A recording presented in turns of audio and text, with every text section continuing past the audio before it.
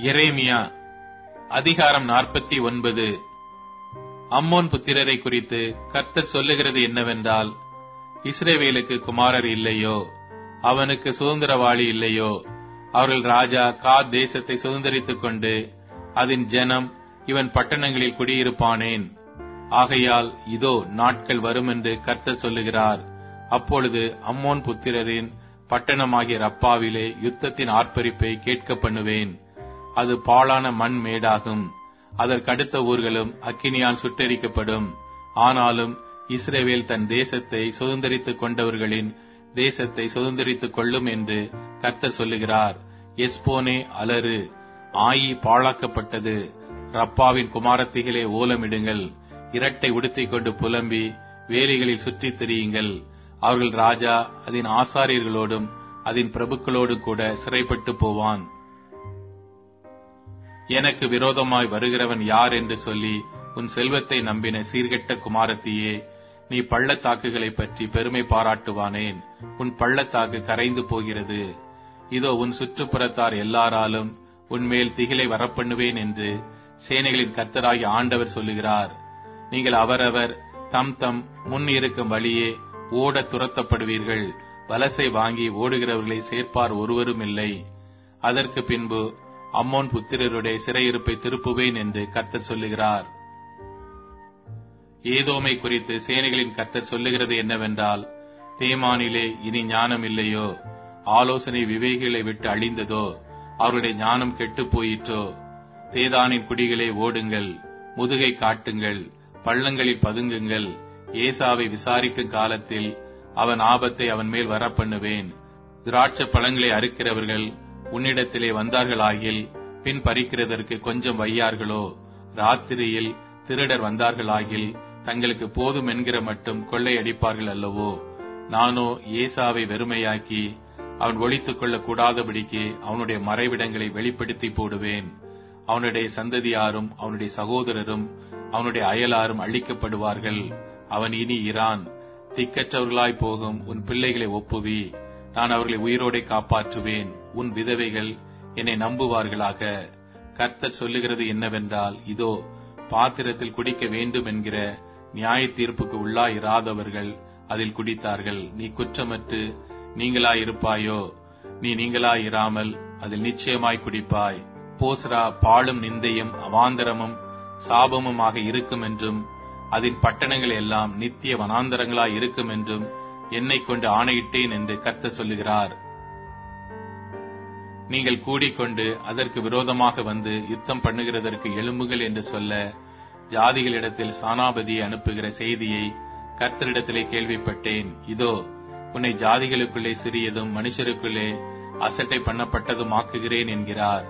கண்மலை வெடிப்புகளில் வாசம் பண்ணி மேடுகளின் உச்சியை பிடித்திருக்கிற உன்னால் உன் பயங்கரமும் உன் இருதயத்தின் அகந்தையும் உன்னை மோசம் போக்கிற்று.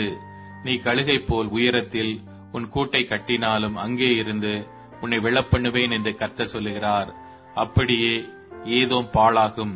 அதை கடந்து போகிறவன் எவனும் அதன் எல்லா வாதைகளின் நிமித்தமும் பிரமித்து ஈசல் போடுவான். சோதோமும் கொமோராவும் அவைகளின் சுற்றுப்புறங்களும் கவிழ்க்கப்பட்டது போல இதுவும் கவிழ்க்கப்படும் என்று கர்த்தர் சொல்லுகிறார்.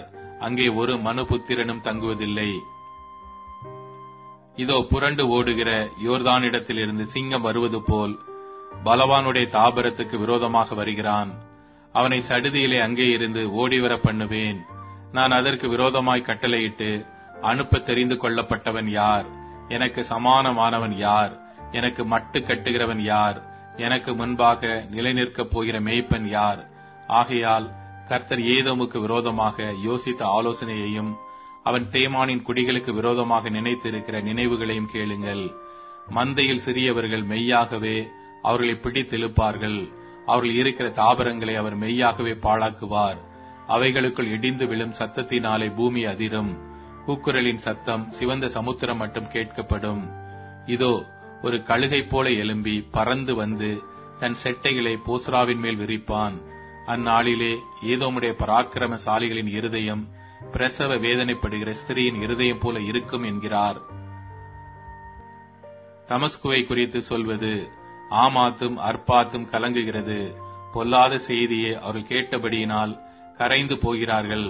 சமுத்திரத்தோரமாய் சஞ்சலம் உண்டு, அதற்கு அமைதல் இல்லை. தமஸ்கு தளர்ந்து போம், புறங்காட்டி ஓடிப்போம். திகில் அதை பிடித்தது, பிரசவ ஸ்திரியைப் போல இடுக்கமும் வேதனைகளும் அதை பிடித்தது. சந்தோஷமான என் ஊராகிய அந்த புகழ்ச்சியுள்ள நகரம் தப்ப விடப்படாமற் போயிற்றே.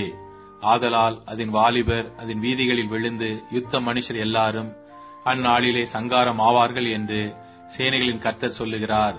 தமஸ்குவின் மதில்களில் தீக்கொளுத்துவேன், அது பெனாதாத்தின் அரமனைகளை பட்சிக்கும் என்கிறார்.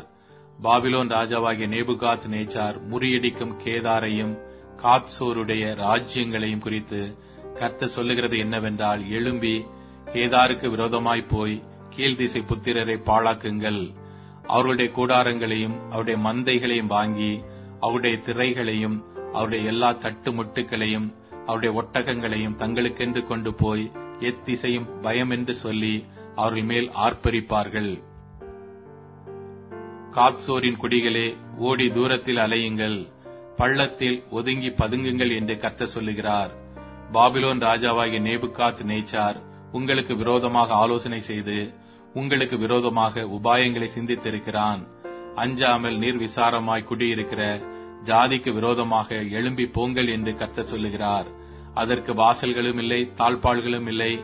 அவர்கள் தனிப்பட தங்கியிருக்கிறார்கள்.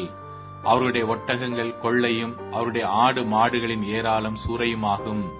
நான் அவர்களை சகல திசைகளுமான கடையாந்தர மூலைகளில் இருக்கிறவர்களிடத்துக்கு சிதறடித்துவிட்டு அதனுடைய சகல பக்கங்களிலும் இருந்து அவர்களுக்கு ஆபத்தை வரப்பண்ணுவேன் என்று கர்த்தர் சொல்லுகிறார். ஆத்தோர் வலு சர்ப்பங்களின் தாபரமாகி என்னென்றைக்கும் பாழாய் கிடக்கும். ஒருவனும் அங்கே குடியிருப்பதில்லை, ஒரு மனுபுத்திரனும் அதிலே தங்குவதும் இல்லை என்கிறார். யூதா ராஜாவாகிய சிதேக்கியாவினுடைய ராஜ்யபாரத்தின் துவக்கத்திலே ஏலாமுக்கு விரோதமாக எரேமியா என்னும் தீர்க்கதரிசிக்கு உண்டான கர்த்தருடைய வசனம். சேனைகளில் கர்த்தர் சொல்லுகிறது என்னவென்றால், இதோ நான் ஏலாமின் வில்லென்றும் அவருடைய பிரதான வல்லமையை முறித்து போட்டு வானத்தின் 4 திசைகளிலும் இருந்து 4 காற்றுக்களை ஏலாமின் மேல் வரப்பண்ணி அவர்களை இந்த எல்லா திசைகளிலும் சிதறடிப்பேன். ஏலாம் தேசத்திலிருந்து துரத்துண்டவர்கள் சகல ஜாதிகளிலும் சிதறப்படுவார்கள். நான் ஏலாமியரை அவர்கள் சத்துருக்களுக்கு முன்பாகவும் அவர்கள் பிராணனை வாங்க தேடுகிறவர்களுக்கு முன்பாகவும் கலங்க பண்ணி என் கோபத்தின் உக்கிரமாகிய தீங்கை அவர்கள் மேல் வரப்பண்ணுவேன் என்று கர்த்தர் சொல்லுகிறார். நான் அவர்களை நிர்மூலமாக்கு மட்டும் பட்டயத்தை அவர்களுக்கு பின்னாக அனுப்பி என் சிங்காசனத்தை ஏலாமிலே வைத்து அங்கே இருந்து ராஜாவையும் பிரபுக்களையும் அழித்து போடுவேன் என்று கர்த்தர் சொல்லுகிறார். ஆனாலும் கடைசி நாட்களிலே நான் ஏலாமின் சிறையிருப்பை திருப்புவேன் என்று கர்த்தர் சொல்லுகிறார்.